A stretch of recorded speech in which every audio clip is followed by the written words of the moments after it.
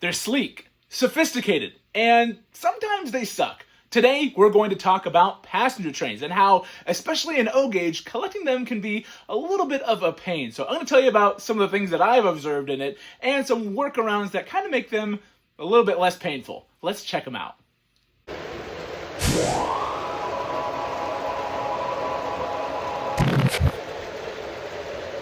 Welcome to Datafied. Thanks for joining us. If you're new, please subscribe, like, comment, all that fun stuff. Let us know what passenger trains you guys love to run, regardless of the scale.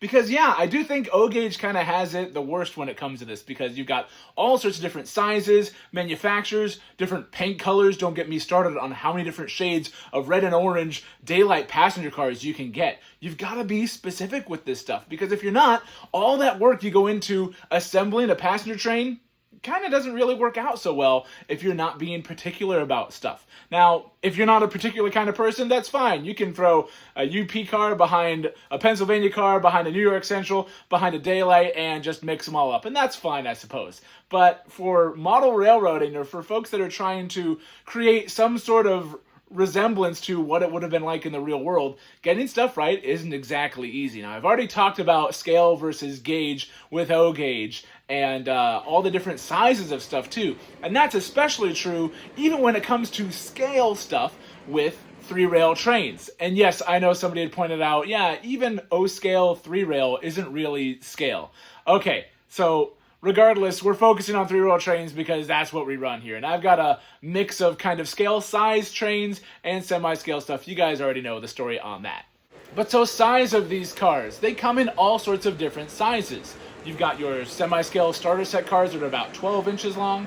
You've got cars like these that are more like 15 or 16 inches long. These can look a little bit better behind scale size or semi-scale size engines. But also, as I've noticed with these Lion Chief FT diesels back here, you get a lot of these going and they create a lot of weight. And some of those semi-scale trains, especially starter set trains, aren't really designed to pull a whole lot of weight behind them. Especially if you got curves and swerves like we do here on the second-hand overland.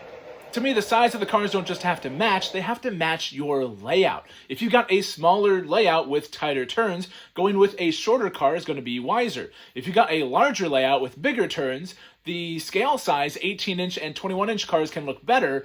But if you ask me, even 072 curves can make 21-inch cars look a little bit silly because the amount of overhang that you have between the trucks. If you have longer cars and then you have a truck at either end, when you've got a tighter turn, you have more of that car hanging over the edge of the track. That can cause issues with trackside clearance sometimes, but in general, it can just kind of start to look a little bit silly. So a lot of guys that collect scale tend to prefer 18-inch cars because they look a little bit better around a variety of curves. But that's also something to keep in mind. Just how much you're comfortable with is going to be proportionate to the size of your layout and the size of the train of the locomotive that's out ahead of it. But even your scale size cars, I don't really know how this happened, but you've got 18-inch size cars and 21-inch size cars. I'm sure there's different prototypes that they're based off of, but I've seen 18-inch Union Pacific passenger cars and 21-inch Union Pacific passenger cars. I don't think they blended the two different lengths in real life, so yeah, leave me a comment if you know what that's about.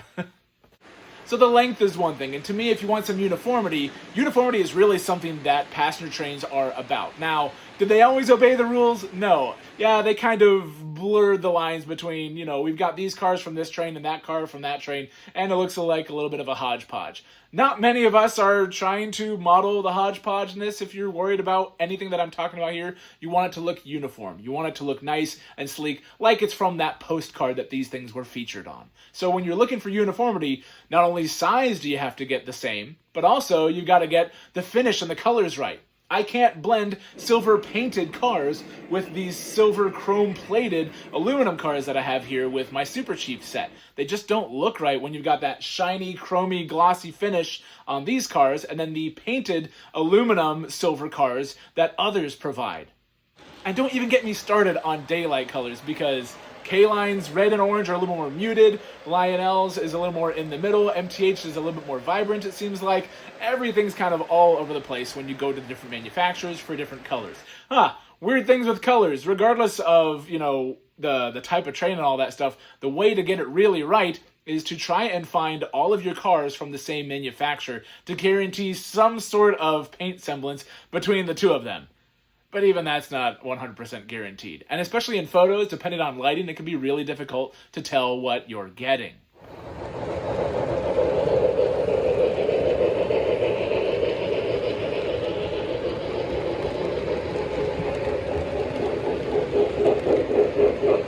But perhaps a bigger issue that we start to run into here is where do you put all these darn things? Because passenger cars take up way more space than freight cars. And when you run a freight train, especially on our Midwest themed line, I can have a Union Pacific, a Rock Island, a Missouri Pacific, Chicago Northwestern. We can have whatever, kind of pull in whatever for freight cars, because it wasn't uncommon to see certain railroads kind of mix and match different cars from different railroads behind their trains, especially big long trains pulled behind like big boys and such. I've even seen like East Coast railroads being pulled over the Wasatch Mountains by big boys. So it's not uncommon to see those mixed up. So you can leave those freight cars on the line, no problem. Plus, because freight cars are shorter, they don't take up as much room in your sidings and switch yards and things like that. But passenger cars, no. When you got that passenger train on, you got to have all of its cars with it. And these take up more room, so storing them on sidings can be a bit of a pain or impossible depending on how big or small your layout is. But then you also run into the issue of, well, when I want to run the Santa Fe Super Chief, I've got to take all the Super Chief cars out, and I've got to take all the other cars off the line to make room for this thing.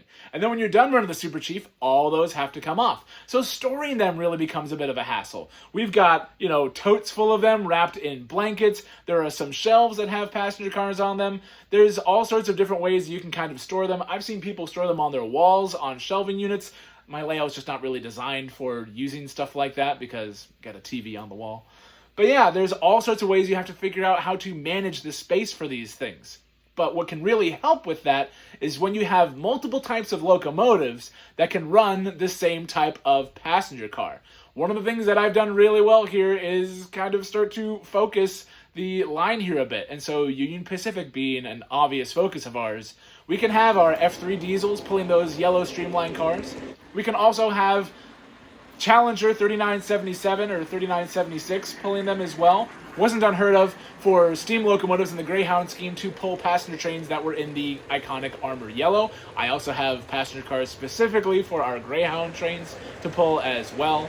But then also, we do kind of bend the rules here a little bit because I do excursion runs with Big Boy 4014, Challenger 3995, 844, pulling those iconic yellow passenger cars. Which I suppose begs the question, if I'm blurring the lines and doing modern excursions, shouldn't I also have modern diesels helping them? Shouldn't that open up the gateway, open up the floodgates in order to get modern diesels? I don't have any of them. If I should, leave me a comment, let me know. But so far I've been managing to skip that and avoid the temptation to do those sorts of things. So they take up a lot of space. You got to be careful with sizes and colors and getting them to match up. You got to take them all off and put them all back on. There's all sorts of problems that these darn passenger trains seem to cause. And yet, we still love them. Especially when we do our night train running sessions around here, seeing all the lights flickering through. That is one thing I will say. I prefer detailed interiors on passenger cars if I can help it. I especially like passengers inside them. Some of your passenger cars don't come with passengers. I don't know why that is. Sometimes they're from the same manufacturer, and one release they'll have passengers, and the next that they won't. And so if you end up getting the same type of cars from the same manufacturer, and one has passengers, the other don't, now you have to find passengers that look like the passengers that are in the other ones to put them in, and it's a whole big old mess. Oh my gosh! Why do we like passenger trains again?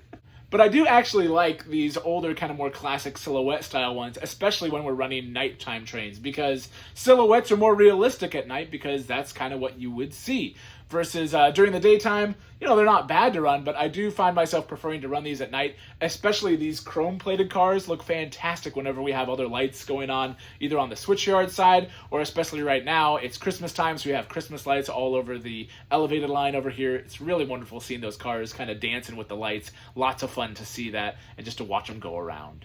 And that does bring me to, are the problems that passenger cars create worth it? And they really are. It's a pain to be able to take them on and off and to store them and all that other stuff. But if you can look past all that stuff, passenger trains can be really quite wonderful to run.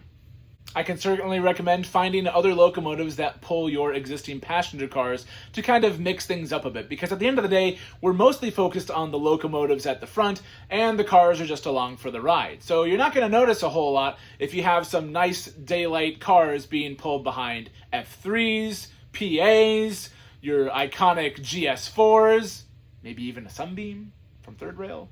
I don't know. Or then there's trains like the Texas Special that had different types of locomotives at the front, or even other railroads that pulled them for them. Frisco had the Meteor that actually ran Texas Special cars behind them, so kind of neat to see that blue and red together.